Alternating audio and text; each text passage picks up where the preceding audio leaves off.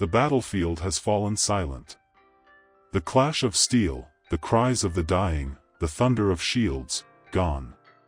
What's left is smoke drifting over broken bodies, a crimson earth drenched in blood. Among the carnage, a Roman soldier still stands, chest heaving, sword trembling in his grip. His ears ring, his arms ache, but he is alive.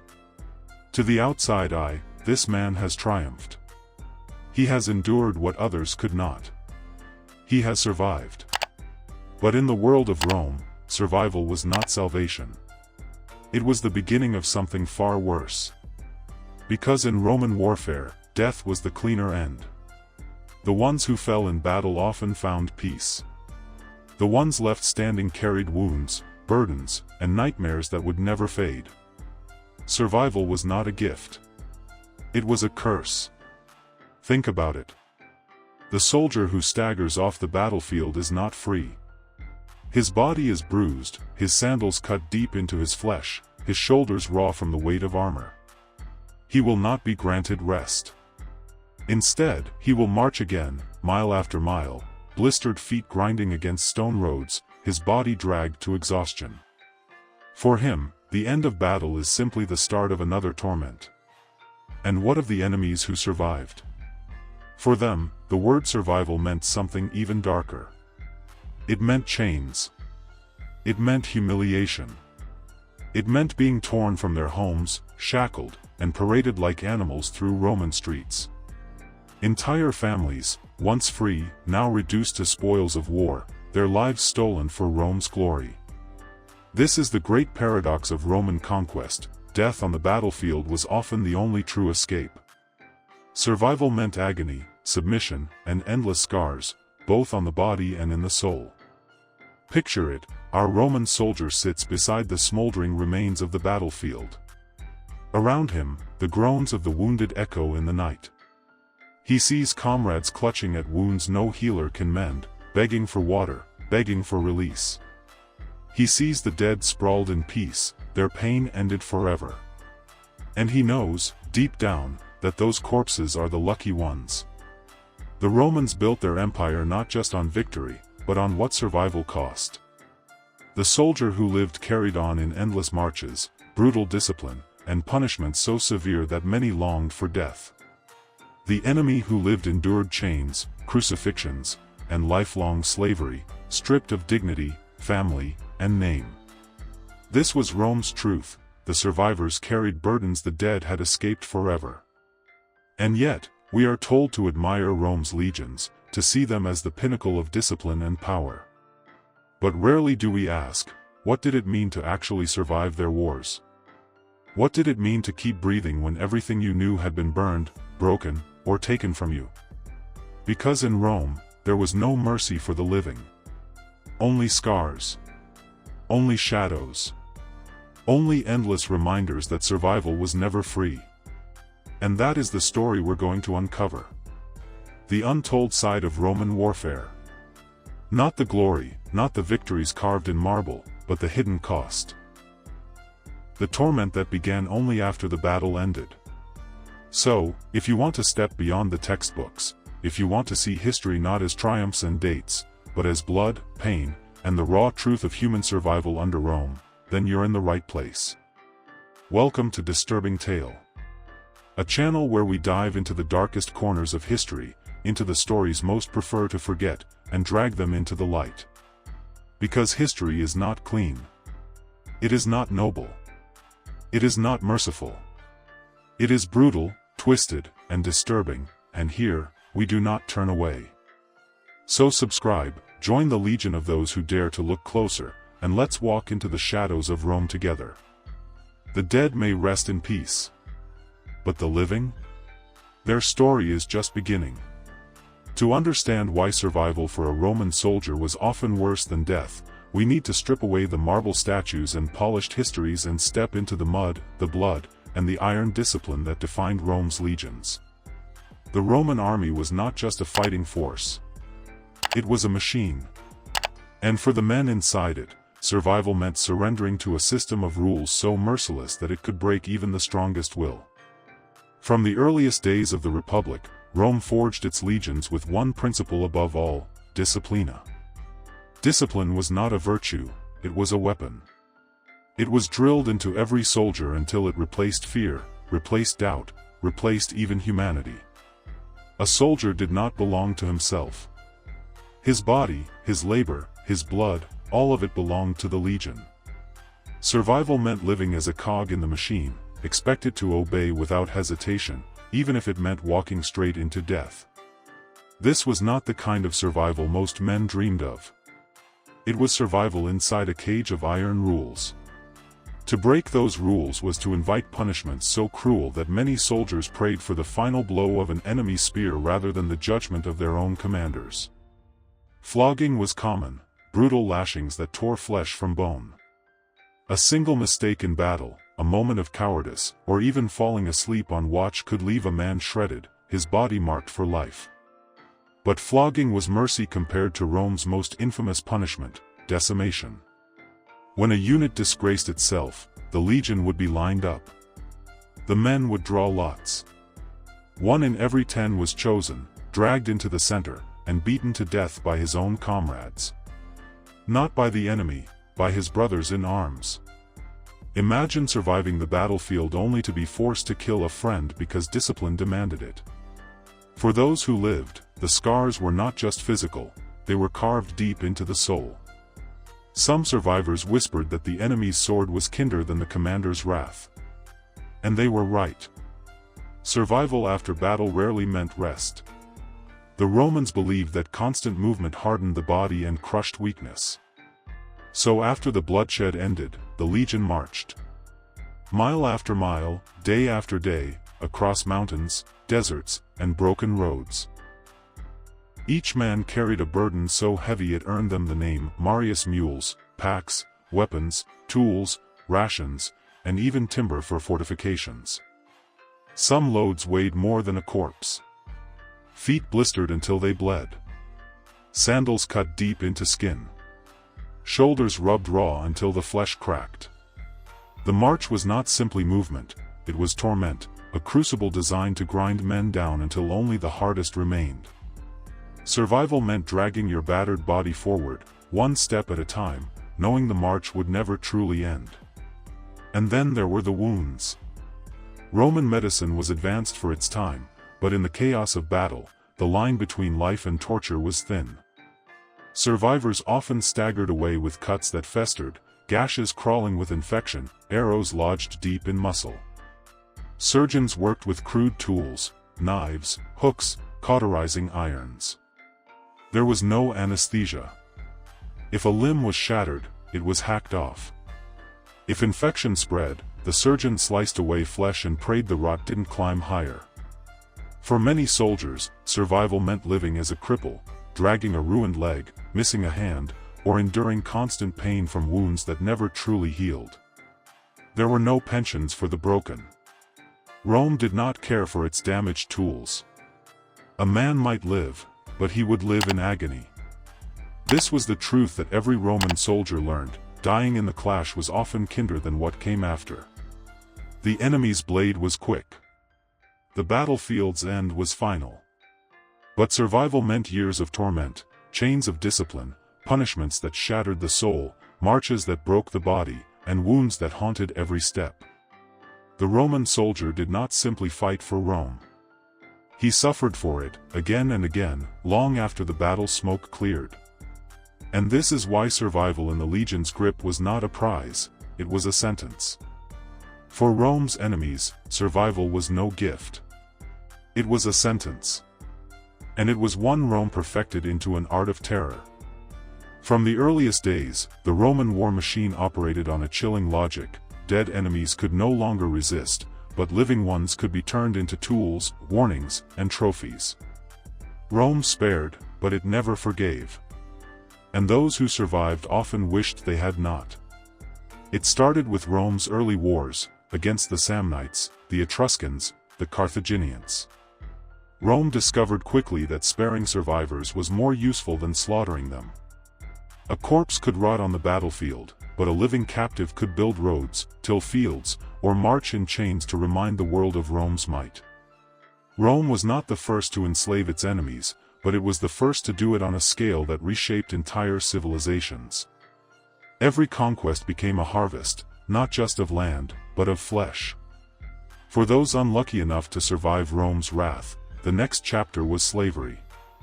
Families were torn apart, children ripped from mothers, husbands separated from wives. Captives were bound together with ropes and marched across Italy, their cries echoing along the roads that would one day carry Roman legions deeper into empire. They were sold in markets, branded like cattle, their names erased. The wealth of Rome's elite, its villas, its farms, its mines, was built on the backs of survivors. It was a machine of misery so vast that entire populations disappeared into it. After the fall of Carthage, tens of thousands were enslaved. After the conquest of Greece, whole cities emptied into Roman chains. Survival did not mean freedom. It meant becoming someone else's property. But Rome was not content with simple slavery. It needed spectacle. Survival was also humiliation. When a Roman general won a great victory, the Senate might grant him a triumph, a parade through the streets of Rome. The general rode in glory, his soldiers marched in celebration, and behind them came the survivors. Shackled, beaten, and broken, they were dragged through the city as living proof of Rome's dominance. They were mocked by the crowds, spat on, jeered at. And when the parade was over, their fates were sealed. Some were sold. Some were strangled in cold blood. Others were executed in the arena for sport. Imagine surviving the destruction of your city only to be forced to walk as a trophy in the land of your conquerors, knowing the end would be slow, cruel, and certain. And for those who dared resist Rome even after defeat, the punishment was worse. When Spartacus' slave revolt was crushed, 6,000 survivors were not merely killed. They were crucified, one after another, lining the Appian Way from Capua to Rome. An endless forest of crosses, each body nailed as a warning to all who might dream of freedom. This was Rome's message: survival after rebellion was not survival at all. It was agony stretched across days, bodies left to rot in the sun, crows tearing at the flesh. For others, survival meant being fed to beasts in the amphitheater, torn apart for entertainment while Romans cheered. Every scream, every drop of blood, was a reminder that Rome spared only to make examples. For Rome's enemies, survival did not mean life. It meant degradation without end. Families shattered, identities stripped away, bodies turned into property or punishment. Death would have been swift, merciful. But Rome did not deal in mercy. It dealt in fear. Survival was the empire's greatest weapon, because living captives spread Rome's terror further than corpses ever could. This is the truth of Rome's so-called mercy. To survive Rome's wars was to be enslaved, paraded, crucified, or humiliated until every trace of dignity was erased. The dead were the lucky ones. The living were made into lessons.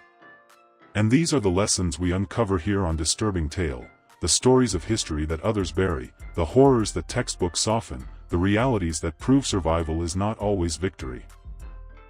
If you want to keep walking deeper into the shadows of history, if you want to see the past not as marble statues but as blood, chains, and human agony, then join us. Subscribe now, and step into the stories too disturbing to be forgotten. Because here, the survivors never rest. There is one battlefield the Romans never wrote about in their histories. It left no ruins, no monuments, no marble arches. It was silent, hidden, invisible, yet it claimed more survivors than swords ever could. It was the battlefield of the mind. For the Roman soldier, survival meant carrying the war inside him. He had no language for it, no cure, no understanding. Today, we call it trauma. They called it nothing. But it was there. In the long nights after battle, when the campfires burned low, soldiers lay awake, staring into the dark. Their ears replayed the screams of comrades dying, the gurgling gasps of men bleeding out beside them. Their dreams brought back faces, friends, brothers, enemies, twisted in agony, frozen in death. There was no release. No priest, no doctor, no commander could ease it.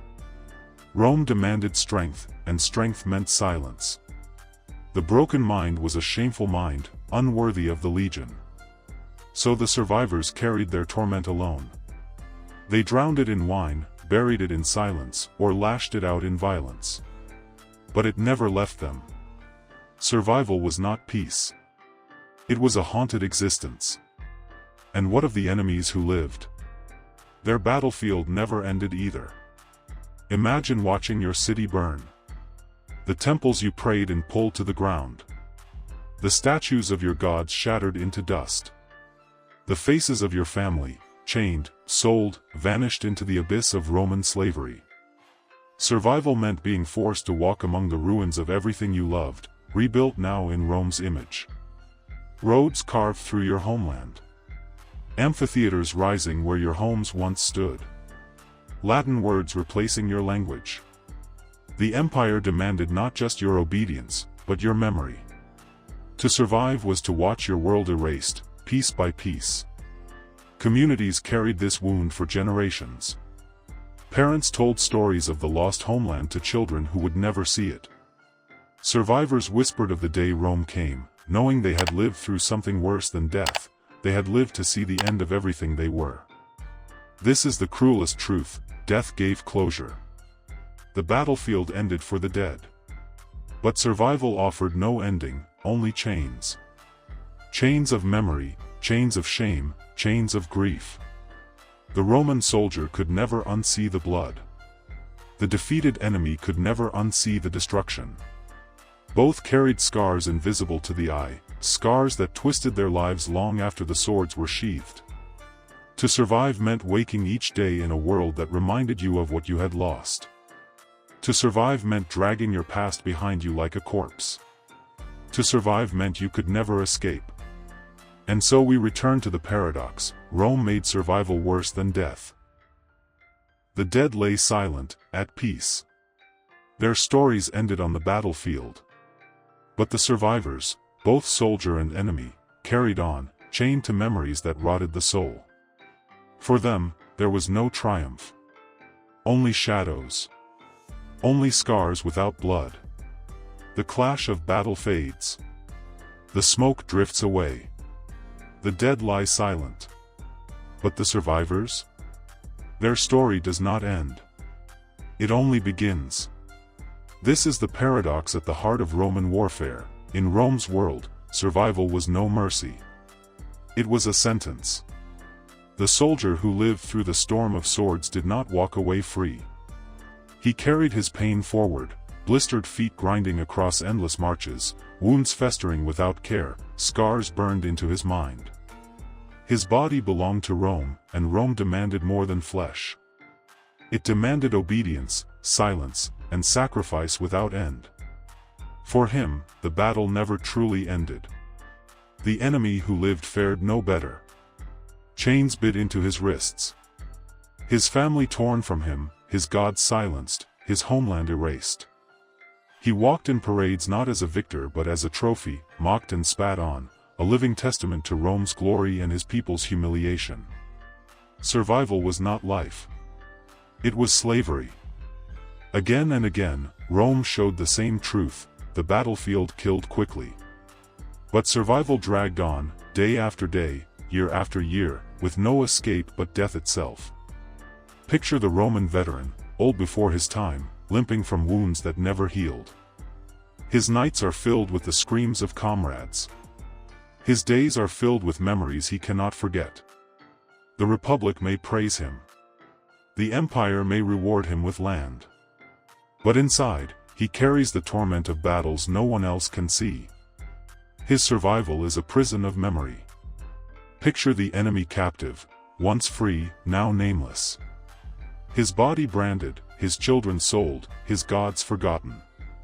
He is paraded in triumph, forced to kneel, forced to perform labor until he collapses. His survival is not freedom. It is humiliation without end. His survival is a chain that tightens with every breath. And so we arrive at the cruelest truth: the lucky ones were not the survivors. The lucky ones were the dead. The dead rested in silence. Their pain ended with the sword. Their names, perhaps, were remembered with honor. But the survivors, soldiers and enemies alike, carried wounds the eye could not see, burdens that crushed them long after the battles were over. They survived, but they did not live. Rome's empire was built on this terrible exchange, the peace of the dead traded for the torment of the living. So when we speak of Rome's greatness, of its victories carved into marble, of its legions marching across the world, we must also speak of this. We must speak of the survivors, the men who dragged themselves forward when death would have been kinder. The enemies who lived on only to watch their worlds burn. Rome's empire did not rise on glory alone. It rose on the backs of survivors, broken and bound, forced to live when living was the cruelest fate of all. And this is why Disturbing Tale exists. Because history is not just victories, monuments, and names carved in stone. It is suffering. It is scars. It is survival when death would have been a gift. If you are tired of the clean, polished version of history, if you want to see the world as it truly was, raw and unflinching, then subscribe. Join us as we uncover the stories that others bury, the truths too dark for the textbooks, the realities that shaped empires in blood and chains. Here, we do not turn away. We confront it. We remember it. We give voice to the forgotten, the survivors who carried the heaviest burdens of all. Because in the Roman world, the dead rested. But the living? They bore the true price of empire. And their story is not finished until we tell it.